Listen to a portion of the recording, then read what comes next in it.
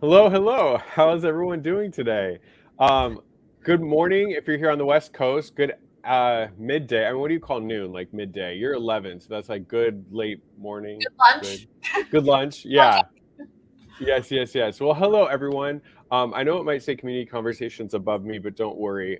Liz and I just really want to look like and act like Ethan and Katie, so we're just kind of going incognito. But no, I'm just kidding. But hey, everyone, welcome so much to we our Ask the Experts live stream today. So if you're new here, what is Ask the Expert? So Liz and I both have OCD. We've gone through the treatment that you are most likely either starting or going through yourselves. So we have a really good insider's perspective.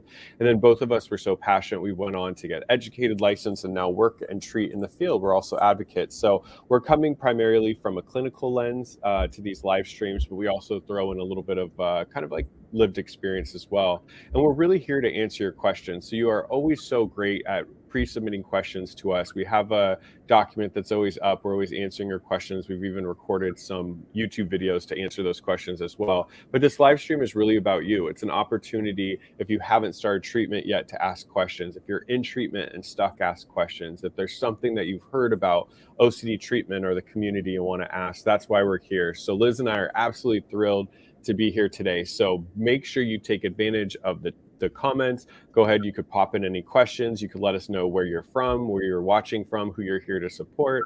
And we love to have a robust conversation. A lot of people in the chat communicate with each other. So definitely here to have a good time and hope everybody had a good holidays and have good holidays coming up. Liz, do you have anything to say to everybody this beautiful for you after lunch noon thing? No, it's 11 here, Chris. Oh, that's right. Yeah. Lunch. It's beautiful before lunch. No, hi, y'all. We're so good. We're so happy to see y'all and just excited to be here. Kind of crazy that it's already December tomorrow and we're heading into the holiday season. And Chris, I was just reflecting the other day on, I guess you and I have now been doing our Ask the Experts and our streams together for what, over a year and a half now. Year and a half. Yeah. Because you started before my first baby. Yeah, right in like July. Yeah, Yeah, yeah. yeah, and it's just been so fun. You know, Chris and I talk a little bit about this. Like the conference, I think for both of us was just so heartwarming because we had so many people come up and talk about the live stream and talk about, and we also, I feel like Chris and I realize that we're each otother's like work husband and wife because everyone would say like, Liz, where's Chris? Like Chris Yeah, for sure. will always be together. And but we love that and we love being together and we love being here and we love sharing whatever information we have because it's just so fun. And yesterday we spent a lot of time with IOCDF talking about and going through our live streams for the next year and really thinking about what are the topics, and so I really want y'all to hear us saying that the point of these is for you, not for anyone else. It is so that we can provide hopefully some helpful information, some effective education, some support and resources, and so that we can hear what you're hungry for or you need more of and structure future live streams for that. So please use these live streams as an opportunity to ask questions for yourself, for others, but to also tell us what you want more of so that we can make sure we're giving you that content. Absolutely. And a lot of our future, so besides Ask the Experts, we have Lunch and Learns, and a lot of the topics come from you all. So we're planning for next year, and all those topics are things that you have all asked repeatedly questions about and are interested in. So this is your show. Definitely jump in. We always want to make sure that we make a couple announcements at the start. So always a reminder that this live stream is really for educational purposes. We're bringing you a lot of good content, but we also can't replace or be your therapist in these live streams. So the great news is the IOCDF has a research directory where you can find a therapist at iocdf.org/find-help. The IOCDF also can't be a crisis hotline, but there is one out there if you are in a crisis. So if you're feeling suicidal or unsafe, you can always go to a local emergency room or call 911 or the 988 Suicide and Crisis Hotline by dialing 988 or going to 988lifeline.org. We want to create a safe space and be kind and respectful to everyone. At the end of the day, we're all here to support one another. And note that this is being broadcast on several social media platforms and is being recorded. All right, let's jump in. I know we already have some live questions, but I wanted to get to a couple. I was looking at our pre-submitted questions. The question is asking about, I'm going to kind of generalize and put a couple questions together, Liz, but I think we don't talk enough about sometimes like the additional like physical experience people go through. So this question was asking, like, do people with OCD struggle with a lack of sleep? Do they have stomach issues? I know there was a question somebody put on social media for the live stream for me to ask today about, like, do people find themselves tired a lot? Do they find themselves like feeling weak, not really hungry a lot because of OCD? So maybe you could jump in at first and just talk about, like, what are things that either you or you see your clients going through, kind of those like physical sensations due to having OCD. And you're muted, by the way. What happens when I try to look up questions and get prepared in the back end, I don't turn the mute off. So definitely, I think that it's important to know that anxiety is physiological, right? When we talk about anxiety, we talk about how it feels. It feels different for all of us, right? Maybe some of us have butterflies in our stomach. For some people, their hair on the back of their neck stands up, their palms sweat, their heart races, but there's 100% physiological symptoms of anxiety, and anxiety is a huge component of OCD. So we know that there's definitely a physiological response. The way it presents itself looks different for everyone, right? For some people, they may even vomit when they're really anxious. For some individuals, they constantly feel this high level of anxiety and this high level of nerves. And for some of us, myself included, when I got better, I actually found that it was weird when I wasn't anxious. Like I started to, when I wasn't anxious, I would scan because I was almost like so used to having these constant kind of bodily sensations, physiological feelings that didn't necessarily feel good, that when I felt nothing, it was like, wait a second, what's happening? Why what's going on? So it is totally normal. At the same time, we would want also to rule out medical concerns if they're present, right? So if somebody has not to say true because anything's true, but if anyone has medical concerns, we would always ask you to get evaluated by a physician first to ensure that there's not any medical things going on first. So here's an example. Sometimes OCD can latch on to like an allergy, right? Of, well, what if I have a shrimp allergy? And then I'm really anxious because one time when I had shrimp, I felt a little something. And so maybe there's an allergy. And now all of a sudden I don't eat at restaurants because they might have cooked shrimp, and it can be really big and sound like OCD. I would still 100% want that patient to be evaluated by an allergist first to rule out that it isn't dangerous for them to eat shrimp, and to make sure we understand what does the doctor, the medical professional, tell us is reasonable versus not, so that then we have really clear guidelines of how to treat OCD. So there's absolutely physical sensations, and at the same time, there can also be comorbid medical things going on. So we want to rule those out and go from there. Yeah, no, you answered it completely. I'm glad you answered it, because I think a lot of times people are tired all the time and they don't realize that having OCD can cause that.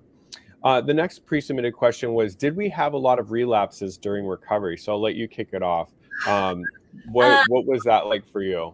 Yeah, I'm always a little bit nervous lately to talk about this, to be honest, because I feel like when I've talked about my struggles or my difficulty after treatment, people hear it as like, oh, well, we have to accept then that we're going to go through that too, or like we're guaranteed to relapse. And so I always want to caveat it with, my story is my own story, and there's reasons for my relapses. And so I actually talked about this last week with Chris and John when we were talking, Dr. Bramwitz, when we were talking about ERP and what it looks like.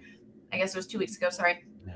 I shared a lot about how for me, people might have even said ERP didn't really work for me, but it wasn't because ERP wasn't working. It was because I wasn't engaging in ERP and I wasn't engaging in treatment effectively. So I can call it a relapse, but I also am going to say, like, was I ever even managing my symptoms, or was I kind of just white knuckling?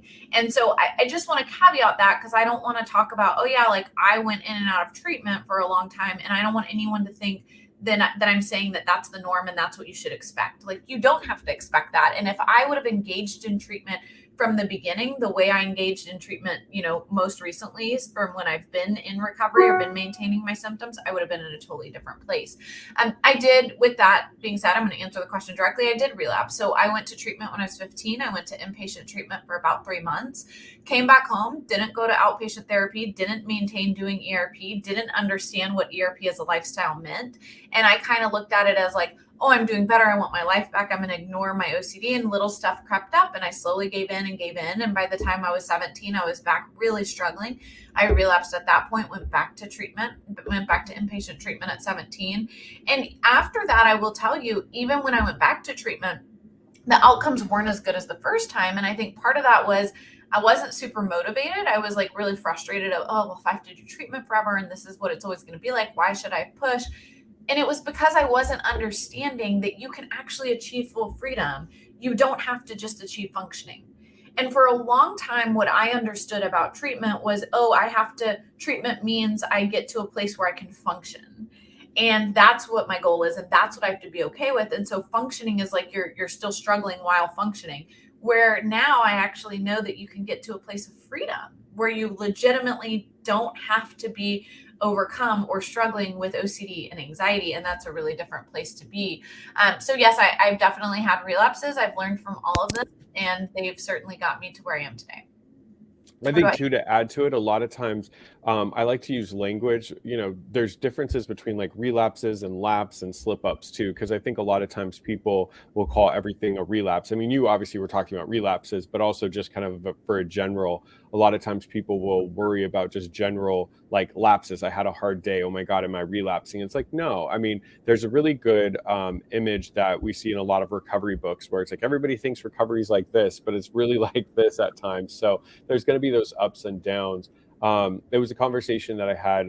Kim Quinlan posted something last night, and we were in a group chat and we are talking about it. It's like, what does recovery look like? And recovery is getting to a point where the majority of your decisions in life are based out of like values and what you want, and not out of fear and OCD. And so you're going to have moments that you kind of step back, but if you learn from them, you can grow from it. So I think a lot of times people hear like relapses and all that, or what you were just talking about, Liz, but I look at it as like those moments can be learning opportunities. And I also think we've come so far. So yeah, I mean, there was definitely slip ups. There was hard moments. There was times where I thought I was doing great, and then I'd go travel with a friend and just completely like bomb or lose it or have a bad day. But I think when I didn't I think that the biggest game changer for me was not sitting there and just like fixating on any slip up I had. It's like learn from it and move on, learn from it and move on. So it's helpful. Let's do one more pre-submit, and then we could jump into some of these live questions. There's a couple good ones. So the person wrote, my husband gets a panic attack when he thinks something's wrong with his hygiene, so probably around contamination. He gets terrified and wants to do compulsion, but how do I stop him from doing it? He gets mad. So maybe talk to like if a loved one is watching this stream or watching this recording afterwards and they're seeing their loved one struggle, what's the best way to kind of approach if they're having like a panic attack, an anxiety attack, or getting stuck in compulsions? Yeah, so I would get really mad too. I just want to say that really quickly, that it is not your job to stop somebody from doing compulsions. And if I am feeling the urge to compulse and I'm really triggered, somebody coming in and trying to stop me in that moment, it's probably not going to go well. Even here at our clinic, right? As clinicians, if I jump in and I'm like, no, you can't do that compulsion when someone they're already in that path, we're probably going to get into a debate that isn't useful. So instead, it's really about what can we do to encourage them to seek treatment so that they can proactively work on these struggles that get them to a place of feeling like they have to engage in compulsions. Because once someone's already engaging in a compulsion, getting in a power dynamic or a struggle with them isn't probably going to be super useful and isn't something I would recommend, right? I actually don't want, as a loved one, you are their loved one. You are not their therapist. I don't want you to feel like you need to go into the role of being a therapist. So I don't want you to be the person who is in charge of stopping someone from doing compulsions. That is probably never going to end well. At the same time, does that mean you have to engage in compulsions with them? No, right? You absolutely can set boundaries and say, like, not going to answer that reassurance, or I love you, but I don't love your OCD, right? You don't have to participate in the compulsions. But I don't want you to feel like it's your job to police someone else doing the compulsions. Again, response prevention, you guys, is critical. We have to quit engaging in compulsions to see a reduction in our symptoms. But treatment isn't that alone. Right? We don't want treatment to be that, okay, all day long, we're just trying to resist compulsing. That is exhausting, that is daunting, and that will be overwhelming. Instead, we want to actively and strategically do exposures and face our fears and get to the root cause so that we actually don't even have the urge or feel the need to engage in compulsions. And that's a very different mentality, right? It's very different to really have this like this perspective shift and this understanding of how I feed my anxiety and OCD versus I'm just spending all day trying to not compulse, right? That will be really exhausting. And so what I'm guessing and what I'm going to really recommend is that they get with a really good provider so that you can come up together with a good system and a plan. Yeah, and all I would add too is don't be afraid to ask your loved one how they want to be supportive. I think a little bit of times people will always think, you know, there's like a universal way. And what I always tell people, and if we can all meet together in a session, is what is the best way you want to be supported during. So, for instance, like for me, I was a little bit different. Like when I was really stuck in compulsions, I wanted, if I was going on and on, for my mom or someone to step in, especially at the beginning of my treatment, and say, "Hey, you've been doing that for about a half an hour, 45 minutes. Do you recognize what you're doing?" Other people would bite their loved ones' heads off. So it's having that conversation when everybody's calm. If you can have a provider do like a family meeting, it's great. And just kind of sit and just say like, okay, what can we do? What would be best in those moments? Because you, as a loved one, it's not your job to prevent or to police, like Liz was saying, or be their therapist. But you also want to make sure that you're supporting them in the way that is helpful. So that for sure. All right, Amanda, I'm going to jump to a live question. It's at 8:40 my time, so I always have to do math. That's 11, 9, 10, 11:40 your time. It says, "Hi, Chris. Sometimes I get to where I cannot get out of the mirror. I'll stand in front of the mirror for hours until my legs hurt so bad. I just pass out and go to bed. Is it okay to just get rid of mirrors for a while, or would that be considered avoidance? I always look at my body with another mirror. It gets me stuck every time. Thanks for your advice." So a lot of the literature will say, which is a little bit different than OCD, is it is okay to kind of pull back mirrors. Because always think about it like the exposure that we're asking you to do. The way that I think of exposures is there's something you want to achieve in life, and there's something that you're giving into that's preventing that. So obviously, without knowing you personally, I mean, I know you from the streams, but without knowing you personally, I can guarantee if I asked you, do you like standing in front of a mirror for hours? The answer would be no. So obviously, in a perfect world, you'd be able to look in the mirror, just kind of do a quick glance, make sure that you don't have a stain on the shirt or there's nothing in your teeth, and move on. But if that is just not happening, if you're going into the mirror and you're getting stuck for hours, what some of the literature suggests is covering mirrors or taking out mirrors. What I kind of do as a set rule is let's make sure we don't have an abundance of mirrors. I've had clients that have mirrors in their work drawer, they have mirrors in their car, they have mirrors in their purse, they have mirrors in their rooms. Every room has a mirror. So they're constantly just walking through the house getting stuck. So I always tell people if we can't outright do the exposure or the behavioral change, we can definitely make small steps to guide us to that final finish line. So if you were to find it helpful to cover mirrors, because people have definitely done that in BDD treatment before, if that's going to get you out of the mirror, because that's that Kylie, I'm a little nervous or a little worried for you because that's serious, right? Like getting stuck, and I can definitely relate into your legs hurt and they almost give out. So absolutely, I don't know if you're working with a provider, but I would talk to them about potentially getting rid of certain mirrors, covering mirrors. One other thing that I've had clients do before is like have enough light on in the bathroom, maybe from the hallway, that it's dim enough that you can see, but not bright enough that you can get stuck. And then what you'd want to do is go back to introducing the mirrors, but maybe doing it in a structured plan so that you don't have those hours and hours of being stuck.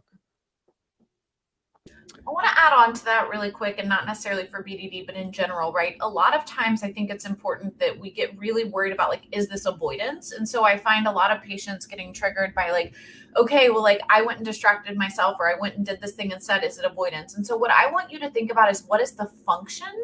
And like Chris is saying, many times we're going to work our way up to that, right? So we're not going to start with our biggest exposure, but we need to really sit back and say, what is the function of this behavior? If the function is because I want to avoid my OCD thought and I want to avoid the fear, that's probably not treatment.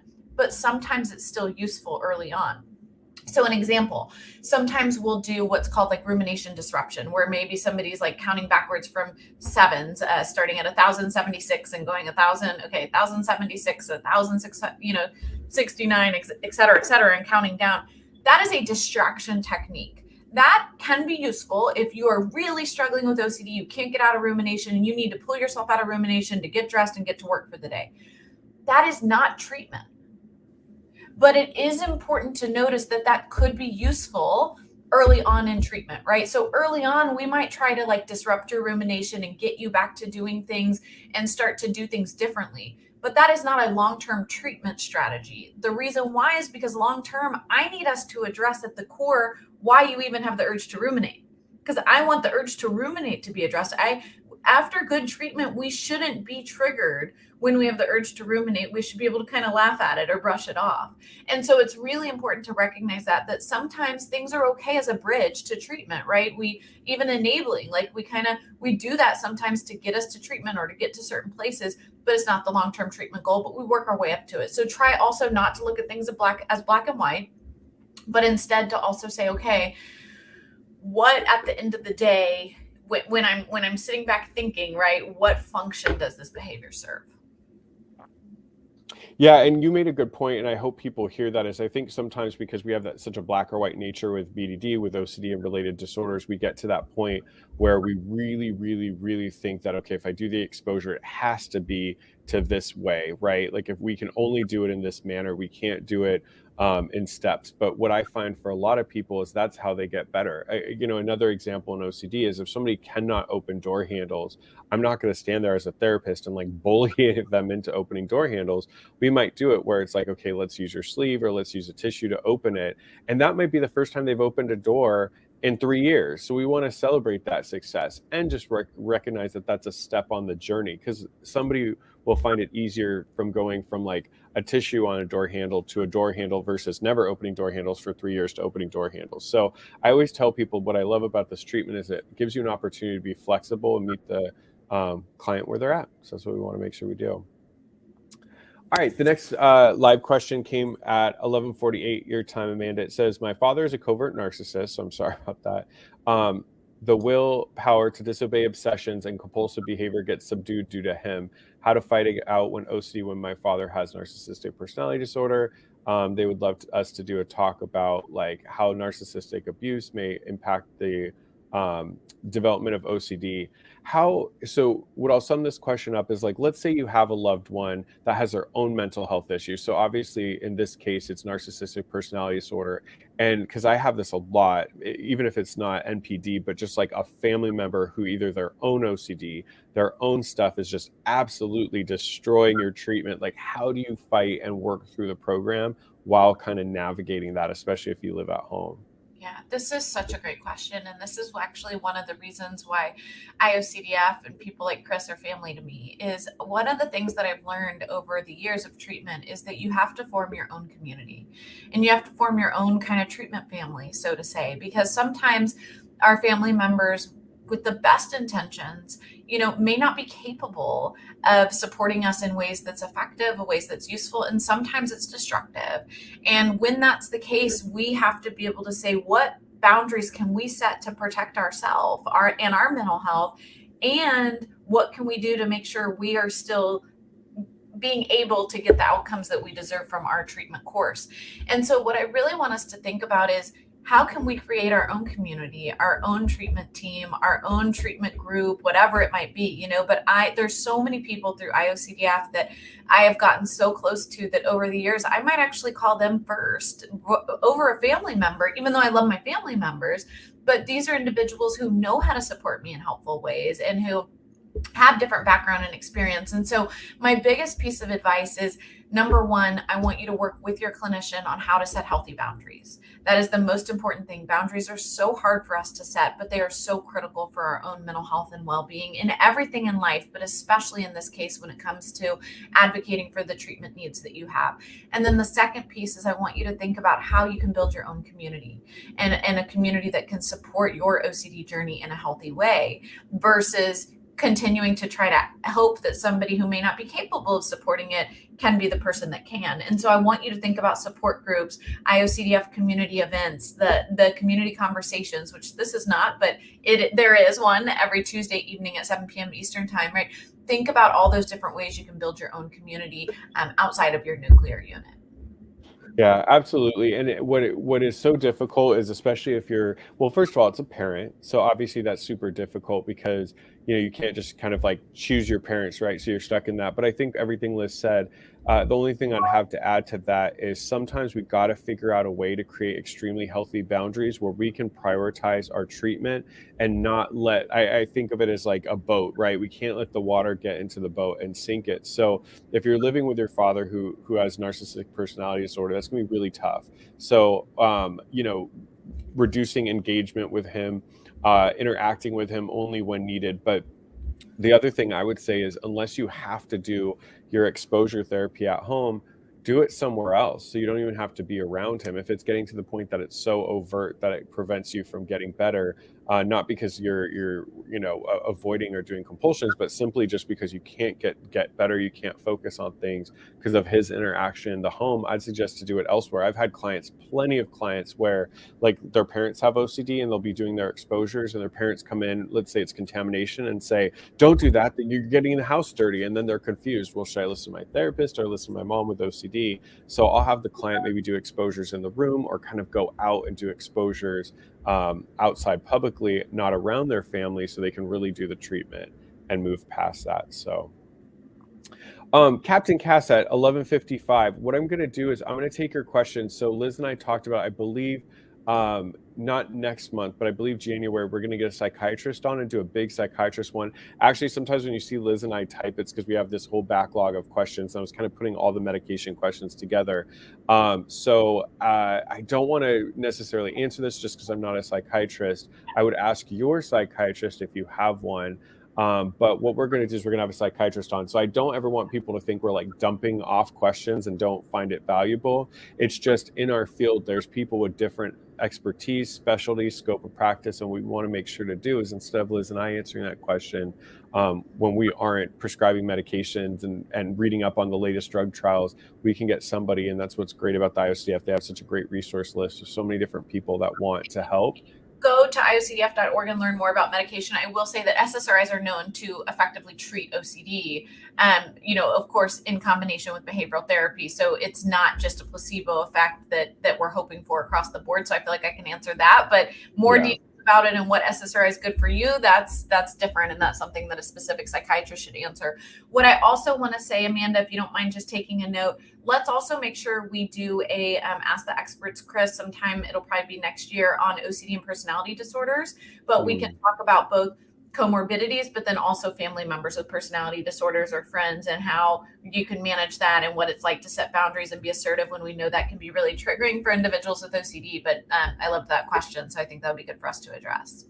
Yeah, I'm putting it on the list. There's some questions at you so you can get a breather. So good to see everyone. Thank y'all. So Nicholas asked at 11:09. He said he's running 2 OCD groups, one for former residents of a program, and then also one in his hometown. What is the best way to get the word out? So how do you spread the word about support groups and things that you're doing? And what do you recommend, Chris, as people start to hop into advocacy?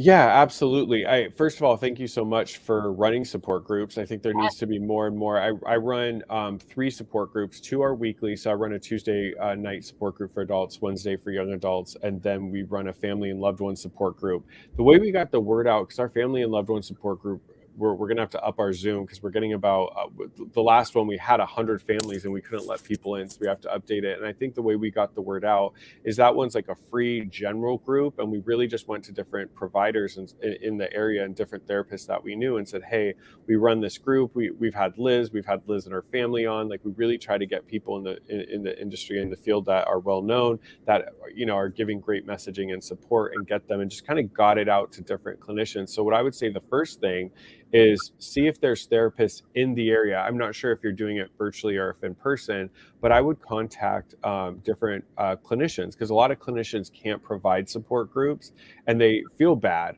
and they want a resource list. I mean, for me, I love that I have such a robust resource list. If somebody is reaching out about residential, I know I can give them Liz's contact information, and that's important because we want to get people to the right care. So I would talk to local clinicians and see if, just let them know that you're running a support group, so that way they can go ahead and let their clients know that a support group has started. Also, on the IOCDF resource list, you can advertise your support group, and there's an option to advertise it either virtually or in person. It helps that I work at a treatment center. So for a lot of the clients that come in that we feel is a good fit for a group, then we'll definitely let people know.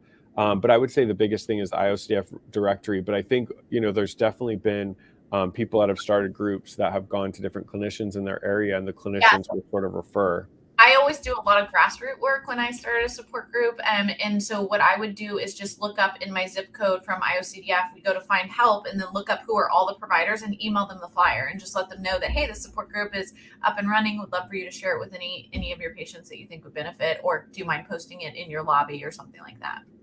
Yeah, the other two things I just thought of is one, well, Liz just said it, I was going to say we have a flyer that is so helpful. You can share it.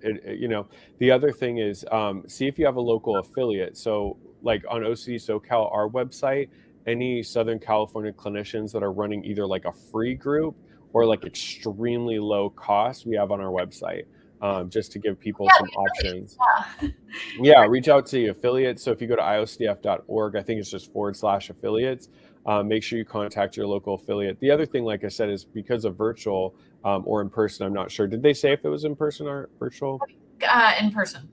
Oh, cool. Okay, yeah. So then definitely what you would do is find your local affiliate, go to local clinicians would be awesome. The other thing is join different IOCF advocacy stuff and you can share it. So there's Facebook groups, there's different grassroots advocates, there's Health Unlocked, which is a OCD messaging board free the IOCF has. So all those different places to get the word out. And then word of mouth will be great. If there's individuals that are attending and they really get value at it, when they meet other people with OCD, they're going to share it as well. But good luck, awesome job, and that's cool. Next question relates similarly as well. So from Luby at 1116, I think for me, it's getting to a good therapist who knows OCD. What are the best resources? So how does someone find a good therapist, Chris, and what do you recommend? Yeah, so I'm always going to start at iocdf.org /find-help. That's how I find my mom found my therapist all those years ago. So there are others, like there's I want to say psychologically today. It's not. It's Psychology Today. I don't know. I couldn't think of the word. There's other like resource lists to find a therapist. I would always suggest starting with the IOCDF.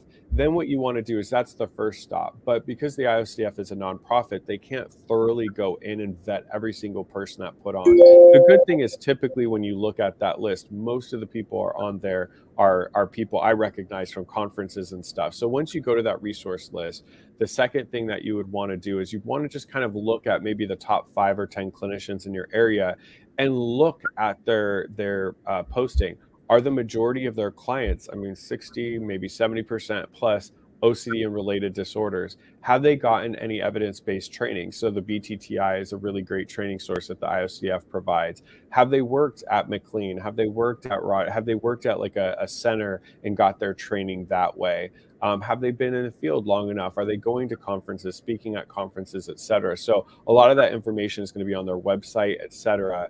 The other thing is the IOCF has a really good on their website. I don't know the exact link. Maybe Amanda can find it, but it's a link of what questions to specifically ask a therapist when you're calling and kind of, just making that initial phone call. So there's certain questions that you could ask. And then last thing I'd say is if there's an affiliate in your area, reaching out to them. Sometimes local clinicians are really involved and they know them and can kind of point you in that direction.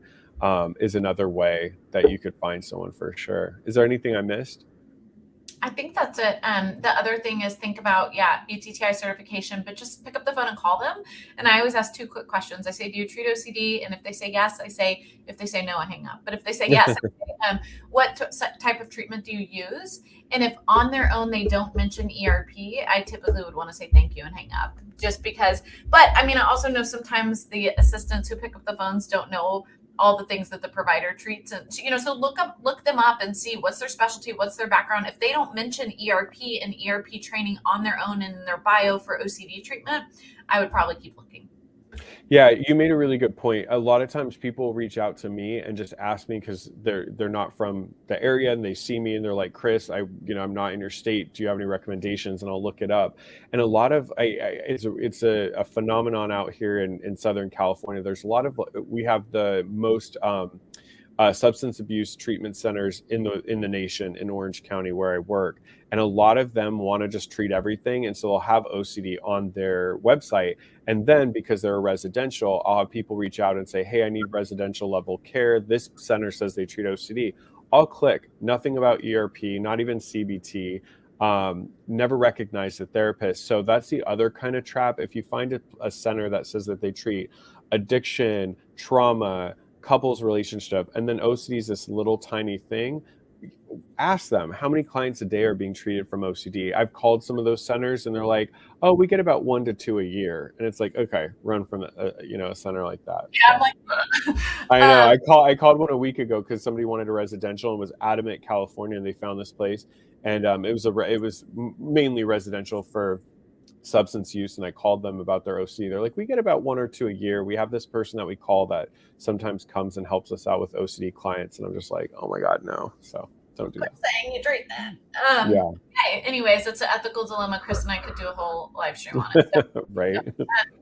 Next question from Dawn, and I'll answer it quickly, is how do you handle health anxiety and OCD when you also have PTSD from previous serious health scares? So Dawn, we've actually done a couple webinars on PTSD and OCD, so I would definitely want you to look those up, because if someone is actively meeting diagnostic criteria for PTSD, they want somebody who specializes in PTSD and OCD. We don't want to treat OCD as PTSD. We don't want to treat PTSD as OCD. So we really want to go specifically down a specific treatment route. So I would recommend looking that up, watching that webinar and getting more information. When we're talking about OCD, so what would happen is if it's triggering PTSD symptoms, we want that PTSD addressed first, so that then we can lean into treating OCD and anxiety as OCD and anxiety, if that makes sense. Next question, Chris, for you at 11:30 my time from Priyanshi. Sorry if I said that wrong. I'm an emotional support worker at a crisis center. I also have OCD, so I do some understanding around personal experiences. However, we're struggling to support a regular client. They probably do have OCD, have regular intrusive thoughts about harming their kid, don't act on them at all, and are very distressed and are on the wait list to get treatment. Is there a way we can support them in the meantime? I've signposted to some support groups, resources online, etc. Yeah, unfortunately, it cuts it off on our end. That's a really tough thing. You know, we have a wait list for certain services here. We don't have a wait list for others, but we have that, and it's really tough. One of the things that we do, and you kind of already said it, is like we have an intensive outpatient program, and some of the therapists here don't have a wait list, but I do. But one of the things that we offer is for them to come to our weekly support group. So obviously, a weekly support group isn't the same as an IOP, and we'll do our best. Unfortunately, there's not many IOPs in my area.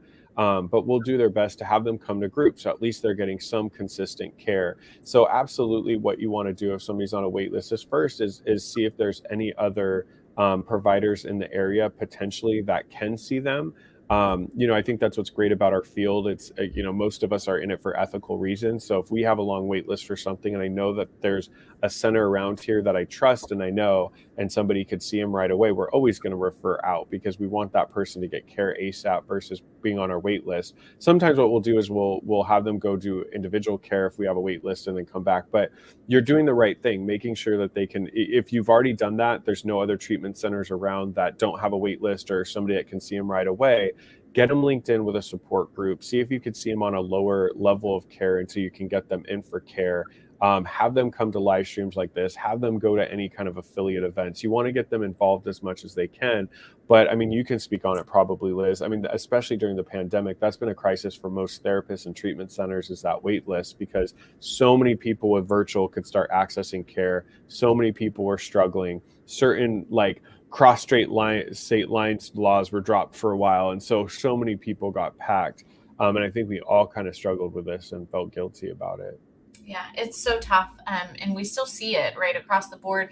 But what I will say is that while you're on the wait for intensive treatment, it is still so useful to begin outpatient care. So I would still recommend that individual start getting signed up with an outpatient provider who treats OCD locally. Even if they know they need a higher level of care, there will be no damage done of starting to get some readiness work done and a relationship built before they go to treatment.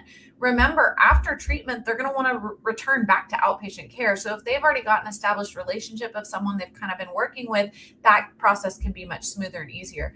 The second piece is there are really great self-help tools. So Reed Wilson, Dr. Grayson, Dr. Abramowitz, so many individuals have self-help books, self-help workbooks, self-help websites, OCDchallenge.org, that you can recommend in the interim as well, that individual can use as support until they get into their center. I don't want anyone to think, oh, I'm on the wait list for a residential program, so I just have to sit and do nothing until then. Like, there is plenty of work that can still be done.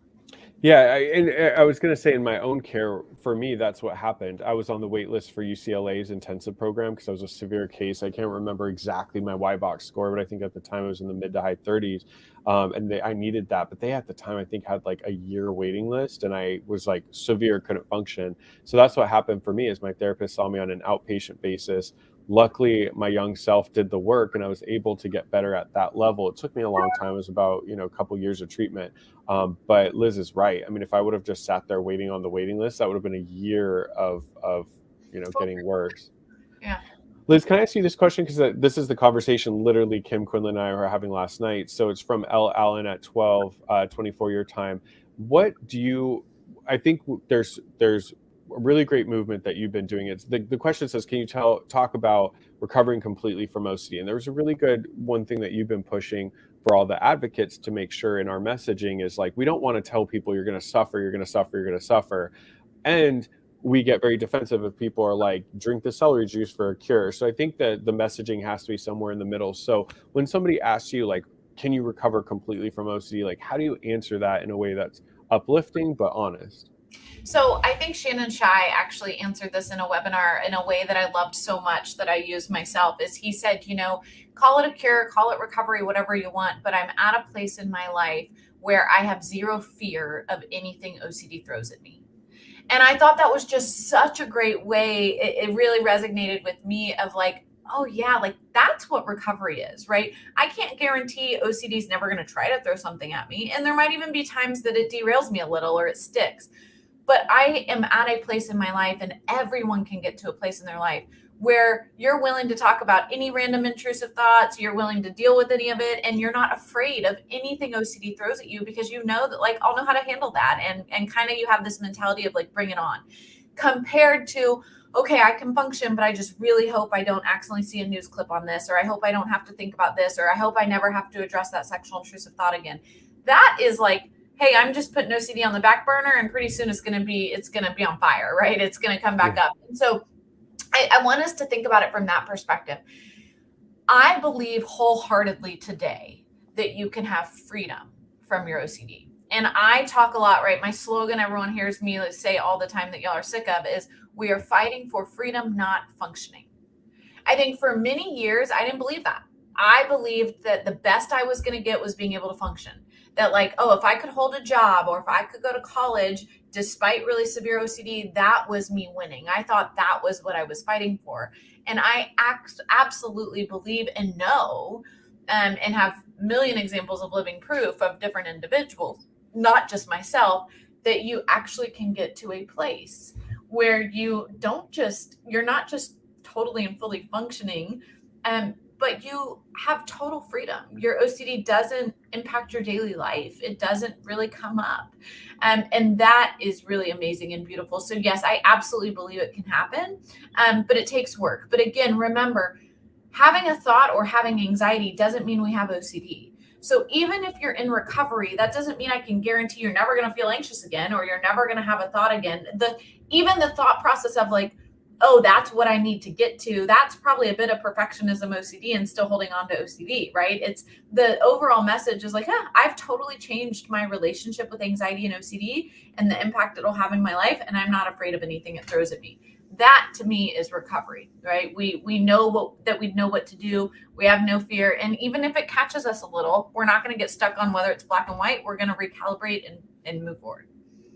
Yeah, and I just always come back to like the main thing is like for somebody in recovery, our life choices are made because those are things we want to do. If I want to go on a trip, I'm going on that trip. OCD may kind of bring me a list. It's going to be way quieter after you've gone through treatment. It's going to be quieter than it was back when you were at your worst. It may come to you kind of quietly and be like, this could happen. What if the plane crashes? Ooh, what if the guy who sits next to you is dirty and leans on you? And you're just kind of like, yeah, that's great. I'm going to go on the trip anyways. Like, that's what recovery looks like. I always joke is like, I'm so much more stressed about traffic and like Starbucks didn't have my favorite breakfast sandwich this morning than I am about OCD on a daily basis. Like, that's how it gets to. It doesn't mean it just vanishes. And lastly, always remember other people without OCD have intrusive thoughts. Obviously, it never impacts them to the level that it will to us. But I think when people want this absence of intrusive thoughts, your family, your loved ones, your friends have that too. So there's no way to just eradicate that. So you're not trying to look for that for recovery. But if you're at a point in your life where the OCD is not your major complaint, it's not taking up your time, your whole focus on life isn't revolved around it, and you're living a fulfilled life. Look at, Liz, 2 children, married, running a treatment center. she can't do that if OCD was the main focus of every single day and she was giving in with and be present in my life, right? Yeah, absolutely. So hopefully that kind of answered. Caitlin at 12:30 asks, how do I stop ordering and arranging compulsions? Does the urge to give into compulsions ever go away? It's kind of a two-part question. I love the question. The answer is yes, absolutely. The urge goes away if we address things at the core, right? So one of the things I talk a lot about in treatment is that if I have weeds growing in my garden, I can go take a weed whacker and get rid of them and be like, oh, my yard looks great, but they're all going to grow back. But if I take the extra time, which is annoying and frustrating and sometimes even anxiety provoking, to get on my knees and pull the weed and be able to, when I pull it, see the root, I can feel confident that not only does it look good, but it's not coming back, right? I've gotten the root. And so when we think about OCD treatment, it isn't about, as what we talked a little bit about earlier with the person saying, how do I stop someone from doing compulsions? I don't want us to get in this debate of like, we're just trying to like resist this compulsion and all day long, I just have to resist giving in. It's actually like, yes, we have to resist giving in. And can we address the root, the core fear, why we even have the urge to do this compulsion? Because if we address it at the root, the urge to compulse does go away. It's the same with rumination, right? People will say, well, how do I just not ruminate, Liz? And my answer is actually like, it isn't by just not ruminating. It's by addressing the fear all the way and getting to the core of what you're afraid of. Because if the core fear is gone, the urge to ruminate isn't there because you're not trying to answer anything anymore, right? The urge to ruminate means that we are already super triggered and we're feeling this urge to wash our hands, to mentally ruminate, to say a prayer, whatever our compulsion is. So yes, we have to not ruminate. We have to reduce our rituals, but the bigger piece is, can we address our fears at the core so that we don't even have that urge to ruminate? We don't have to worry about that weed growing back or coming in a different form or shape or size, right? With contamination OCD, I can address my one doorknob and that'll be useful. But I bet if I'm only addressing every single symptom, I'm going to have hundreds of doorknobs and hundreds of things that are contaminated. But if I actually get to like, why am I afraid of that doorknob? What is it? Am I afraid I'm going to get sick? Someone else is going to get sick. I'm going to get a bloodborne illness. Like, what's at the core? If I address that, then I'll get freedom from all those other triggers at the same time. Yeah, I was thinking the IOCF just had their online OCD conference, and I run support groups, and I've been like finding some of those talks and showing clips. And there's a really good one about from Fred Penzel, and he talks about like the philosophy. And I know Liz and I have talked a lot about like ERP as a lifestyle. So on the surface level, you know, the best thing to do if you have a lot of compulsions around rearranging and ordering is you want to kind of break OCD's whole system down. So how do you kind of like break its system down? You purposely kind of put things out of order.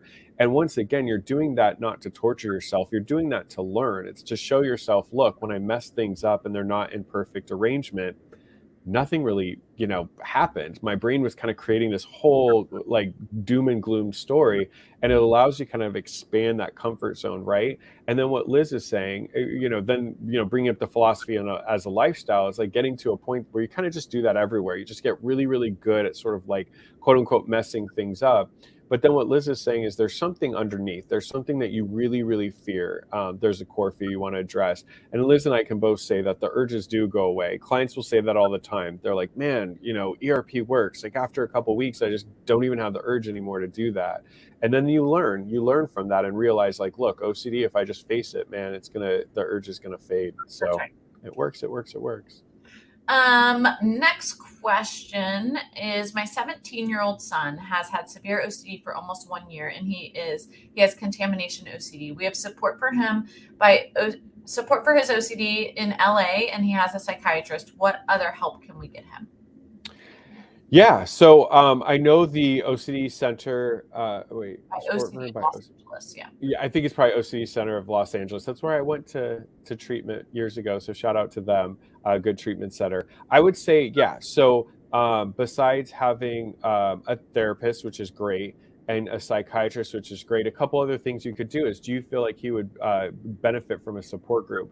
I will tell you, all my clients that go to the support groups we run or go to a support group are always getting better, because you have a support community, you have people to be accountable to, people feel human, they feel like other people get them. So I would see if your son was interested in a support group.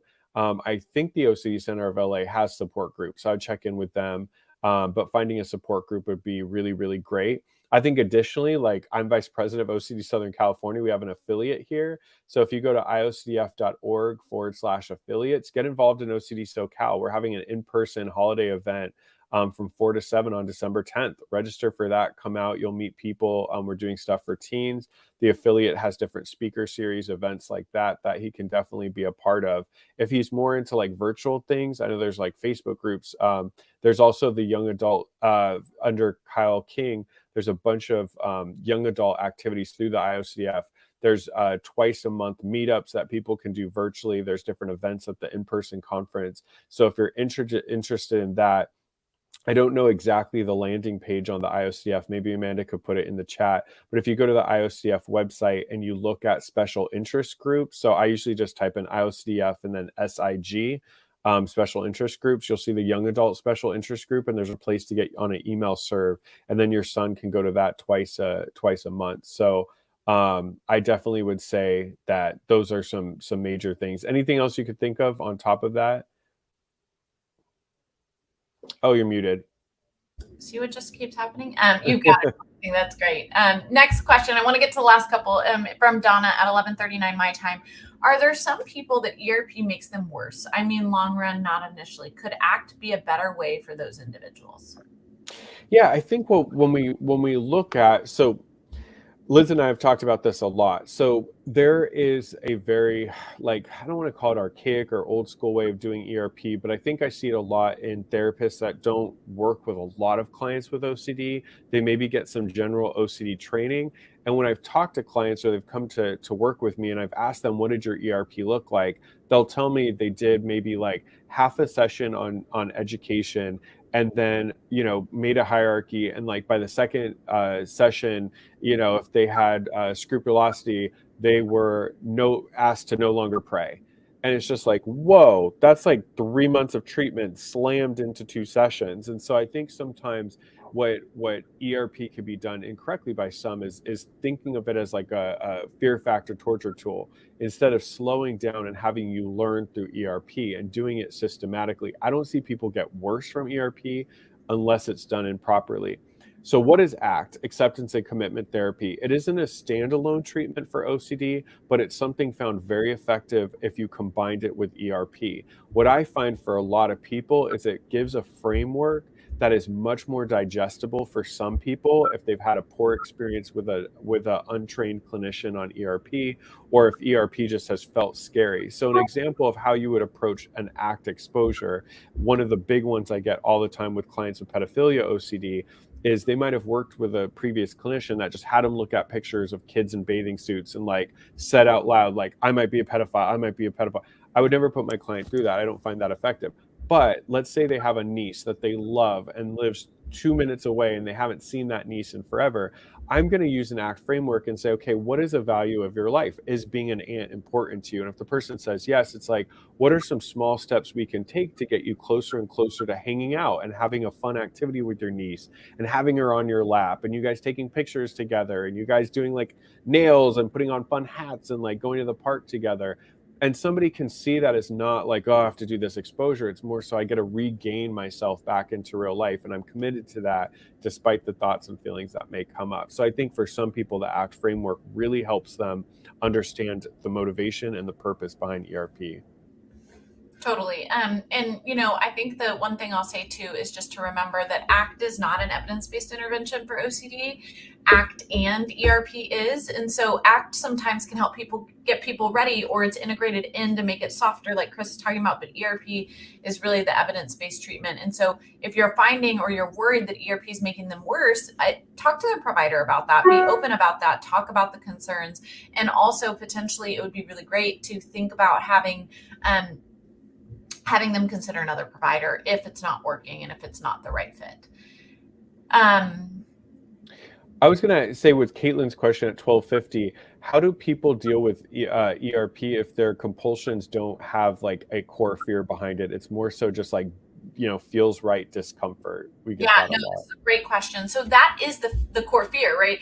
The core fear can be the fear of feeling uncomfortable, the fear of anxiety, the fear of not feeling okay, right? So that becomes the core fear. So it may not be a core fear like, oh, I'm not going to go to heaven, or my Chris is going to be mad at me. But it could be a core fear of like feeling uncomfortable, right? But we still want to know what's at the root, because if that's the root, we want to lean into feeling uncomfortable, right? And we can't just try to not feel uncomfortable, if that makes sense. Yeah, absolutely. And the fear is always that you're going to be uncomfortable forever. And so that's kind of what the treatment is asking you to do, is like to go there despite that fear, because you'll learn really quickly it can't be forever. Bingo, right? And can you be uncomfortable and still do values-based things, right? Yeah. For those of you that we don't get to your questions, actually what I'm doing right now is I'm taking some of those questions and specifically putting it down. Donna, we just answered your question, but you were talking about like he was doing really well and then bouncing back again because he has scrupulosity, religious OCD. The reason I think that ERP and ACT is a good combination for people with scrupulosity is because part of it is recognizing that the goal of treatment is to get your son back into his faith and not have OCD weaponize his faith. And so with clients that are doing compulsions because of scrupulosity, I'll ask them, where you're at currently right now, is this where you want to be with your faith? And the answer is resoundingly no. I'm avoiding church. I'm praying, but I'm praying frantically because I'm anxious. Nobody wants to practice their faith that way. So I explain to them, go on this journey with me. The goal of treatment is to get us to a point that you are back with your connection to your God and you're happy versus feeling tortured all the time, for sure.